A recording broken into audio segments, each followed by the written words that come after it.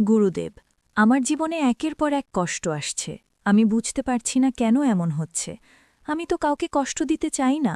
আমি ভালো থাকতে চাই, সবার ভালো চাই। তবুও কেন আমার জীবন এত দুঃখে ভরে যাচ্ছে? কখনো সম্পর্ক ভেঙে যায়, কখনো অর্থের অভাব হয়, কখনো মনে অশান্তি, কখনো ভয়, কখনো একাকিত্ব। আমি কি কোনো ভুল করছি, নাকি ভাগ্যই এমন? গীতা, বেদ, পুরাণ, শিব পুরাণ, বিষ্ণু পুরাণ এবং সনাতন ধর্মের আলোকে আপনি কি আমাকে এই রহস্যের গভীর সত্যটা বুঝিয়ে দিতে পারেন? কেন আমার জীবনে কষ্ট আসছে এবং এই কষ্টের পেছনে আসল কারণটা কি? হে কন্যা, তোমার এই প্রশ্ন শুধু তোমার নয়, প্রতিটি মানুষের হৃদয়ের প্রশ্ন। আর এই প্রশ্নের উত্তর খুঁজতে গেলে আমাদের জীবনের গভীর আধ্যাত্মিক সত্যের দিকে যেতে হবে। শোনো মন দিয়ে। গীতায় শ্রীকৃষ্ণ বলেছেন যে এই জগৎ কর্মের নিয়মে পরিচালিত হয়, যাকে বলা হয় কর্মফল। অর্থাৎ আমরা যা করি, যা ভাবি, যা অনুভব করি, সব কিছুরই একটি প্রতিফল আমাদের জীবনে ফিরে আসে। কখনো তা তৎক্ষণাৎ আসে, কখনো সময় নিয়ে আসে। তাই জীবনের কষ্ট অনেক সময় আমাদের অতীত কর্মের ফল, যা আমরা বুঝতে পারি না। কিন্তু এই কর্মফলই আমাদের শিক্ষা দেয়, আমাদের শোধন করে। এখন বেদের আলোকে বোঝো। বেদ বলে এই জগৎ একটি বিদ্যালয়, যেখানে আত্মা বারবার জন্ম নিয়ে শিখতে আসে। প্রতিটি কষ্ট, প্রতিটি বাধা, প্রতিটি দুঃখ আসলে একটি শিক্ষা, যা আমাদের ভিতরের অজ্ঞতা দূর করতে সাহায্য করে। কন্যা, তুমি ভাবছ কষ্ট মানে শাস্তি, কিন্তু আধ্যাত্মিক দৃষ্টিতে কষ্ট মানে উন্নতির সুযোগ। এখন পুরাণের দৃষ্টিতে বোঝো। বিষ্ণু পুরাণ ও অন্যান্য গ্রন্থে আমরা দেখি যে ভগবান তার প্রিয় ভক্তদের জীবনে অনেক সময় কষ্ট দেন, কিন্তু তা কখনোই তাদের ধ্বংস করার জন্য নয়, বরং তাদের আরও শক্তিশালী, আরও বিশুদ্ধ এবং আরও জ্ঞানী করার জন্য। যেমন সোনা আগুনে পুড়ে আরও খাঁটি হয়, তেমনি মানুষের আত্মাও কষ্টের মধ্য দিয়ে আরও উজ্জ্বল হয়। এখন শিব পুরাণের তত্ত্ব বোঝো।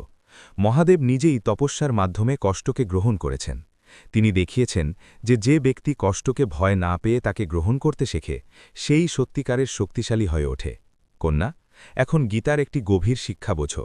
কৃষ্ণ বলেছেন, সামত্বাং যোগ উচ্যতে, অর্থাৎ সুখ ও দুঃখ উভয়কে সমভাবে গ্রহণ করাই প্রকৃত যোগ। তুমি যদি শুধু সুখ চাও এবং দুঃখ এড়াতে চাও, তাহলে তুমি কখনো শান্তি পাবে না। কারণ এই জগতে সুখ ও দুঃখ একসাথে আসে, যেমন দিন ও রাত। এখন সনাতন ধর্মের সারমর্ম বোঝো। এই ধর্ম আমাদের শেখায় যে জীবনের চূড়ান্ত লক্ষ্য শুধু সুখ পাওয়া নয়, বরং আত্মাকে জাগরণ করা। আর সেই জাগরণের পথ অনেক সময় কষ্টের মধ্য দিয়েই যায়। কন্যা, তুমি যে কষ্ট পাচ্ছ, তা তোমাকে ভাঙার জন্য নয়, তা তোমাকে গড়ার জন্য। এটি তোমাকে তোমার ভিতরের শক্তি খুঁজে পেতে সাহায্য করছে। এখন একটি গভীর সত্য শোনো। যখন জীবনে সবকিছু ভালো থাকে, তখন মানুষ ঈশ্বরকে ভুলে যায়। কিন্তু যখন কষ্ট আসে, তখন মানুষ নিজের ভিতরের দিকে তাকাতে বাধ্য হয়। আর সেই সময়ই সে সত্যিকারের জ্ঞান লাভ করে। তাই কষ্টকে অভিশাপ ভাবো না, এটিকে একটি সংকেত হিসেবে দেখো, যা তোমাকে নিজের ভিতরের সত্যের দিকে নিয়ে যাচ্ছে। কন্যা, মনে রেখো, তুমি একা নও। এই কষ্টের পথেই হাজার হাজার মানুষ জ্ঞান অর্জন করেছে। এই পথেই ঋষি মুনি, সাধু সন্তরা নিজেদের খুঁজে পেয়েছেন। তাই তুমি ভয় পেও না। এই কষ্টের মধ্য দিয়েই তুমি একদিন এমন এক শক্তি, এমন এক শান্তি এবং এমন এক জ্ঞানের অধিকারী হবে, যা তোমাকে জীবনের সব পরিস্থিতিতে স্থির ও অটল রাখবে। আর তখন তুমি বুঝতে পারবে, কষ্ট আসলে তোমার শত্রু নয়, এটি তোমার সবচেয়ে বড় শিক্ষক, যা তোমাকে তোমার আসল সত্তার দিকে নিয়ে যাচ্ছে। গুরুদেব, আপনার কথা শুনে মনে হচ্ছে কষ্ট শুধু শাস্তি নয়, বরং একটি শিক্ষা। কিন্তু আমার মনে আরেকটি গভীর প্রশ্ন উঠছে। যদি কষ্ট আমাদের উন্নতির জন্যই আসে, তাহলে কেন কখনো কষ্ট এত দীর্ঘ হয়? কেন কেউ সারা জীবন সংগ্রাম করেও শান্তি পায় না, আর কেউ খুব সহজেই সুখ পেয়ে যায়? এই অসমতা কেন? ঈশ্বর কি সবার প্রতি সমান নন? গীতা, বেদ, পুরাণ, শিব পুরাণ, বিষ্ণু পুরাণ এবং সনাতন ধর্মের আলোকে আপনি কি এই রহস্যের সম্পূর্ণ ব্যাখ্যা করতে পারেন, যাতে আমি বুঝতে পারি কেন কষ্টের সময়কাল এবং পরিমাণ মানুষের জীবনে এত ভিন্ন হয়? হে কন্যা, তুমি আজ সেই প্রশ্নটি করেছ যা মানুষের বিচারবোধকে চ্যালেঞ্জ করে। আর এই প্রশ্নের উত্তর বোঝার জন্য আমাদের সময়, কর্ম এবং আত্মার যাত্রাকে একসাথে দেখতে হবে। শোনো, গীতায় শ্রীকৃষ্ণ বলেছেন যে আত্মা বহু জন্ম ধরে তার কর্মফল বহন করে। অর্থাৎ আমরা শুধু এই জীবনের ফল ভোগ করছি না, আমাদের অতীত জন্মের কর্ম আমাদের বর্তমান জীবনে প্রভাব ফেলে। তাই যে ব্যক্তি বেশি কষ্ট পাচ্ছে, তা এই জীবনের অন্যায় নয়, বরং একটি দীর্ঘ যাত্রার অংশ, যা আমরা দেখতে পাচ্ছি না। এখন বেদের আলোকে বোঝো। বেদ বলে এই জগৎ একটি কর্মক্ষেত্র, যেখানে প্রতিটি আত্মা তার নিজস্ব যাত্রায় আছে। কেউ এগিয়ে গেছে, কেউ পিছিয়ে আছে।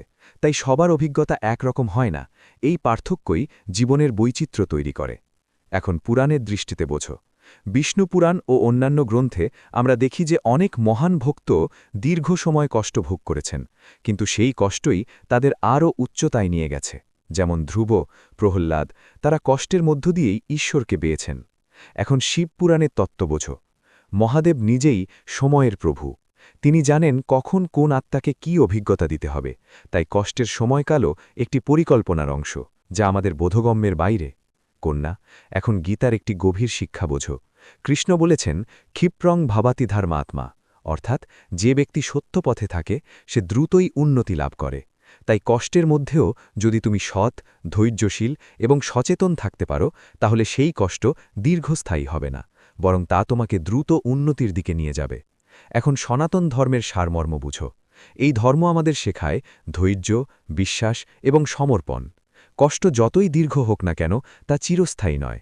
যেমন রাত যতই দীর্ঘ হোক একসময় সূর্য ওঠে, তেমনি জীবনের কষ্ট একদিন শেষ হয়।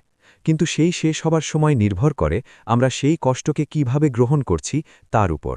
কন্যা, যদি তুমি কষ্টের বিরুদ্ধে লড়াই করো, তাকে ঘৃণা করো, তাহলে তা তোমাকে আরও বেঁধে রাখবে।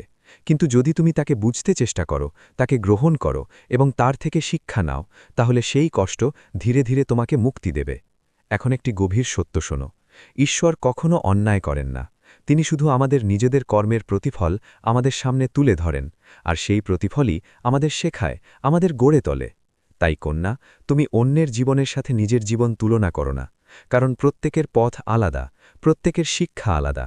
তুমি শুধু নিজের পথের দিকে মন দাও, নিজের উন্নতির দিকে মন দাও, আর বিশ্বাস রাখো, এই কষ্টের মধ্য দিয়েই তুমি এমন এক জায়গায় পৌঁছাবে যেখানে শান্তি, জ্ঞান এবং শক্তি তোমার সঙ্গী হবে। আর তখন তুমি ফিরে তাকিয়ে দেখবে এই দীর্ঘ কষ্টই ছিল তোমার জীবনের সবচেয়ে বড় আশীর্বাদ। হে কন্যা, আজ তোমার সমস্ত প্রশ্নের উত্তর একটিমাত্র সত্যে এসে মিলে যায়। কষ্ট তোমার জীবনের শত্রু নয়, কষ্ট তোমার জীবনের শিক্ষক, যে তোমাকে ভাঙতে নয়, গড়তে এসেছে। মনে রেখো, এই জগতে যা কিছু হারিয়ে যায় তা তোমাকে শূন্য করার জন্য নয়, বরং তোমার ভিতর সেই শক্তিকে জাগিয়ে তোলার জন্য যা তুমি নিজেও জানো না যে তোমার মধ্যে আছে।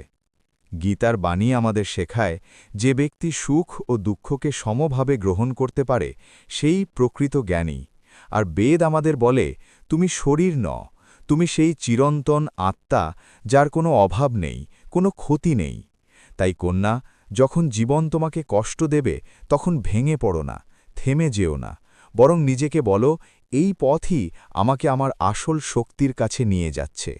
মনে রেখো, অন্ধকার যত গভীর হয় সূর্যোদয় ততই কাছাকাছি আসে, আর জীবনের সবচেয়ে কঠিন সময়েই তোমাকে সবচেয়ে বড় মানুষ করে তোলে। তাই অন্যের স্বীকৃতি খুঁজে বেরিও না, নিজের ভিতরের আলোকে জাগাও, নিজের আত্মাকে চিনো।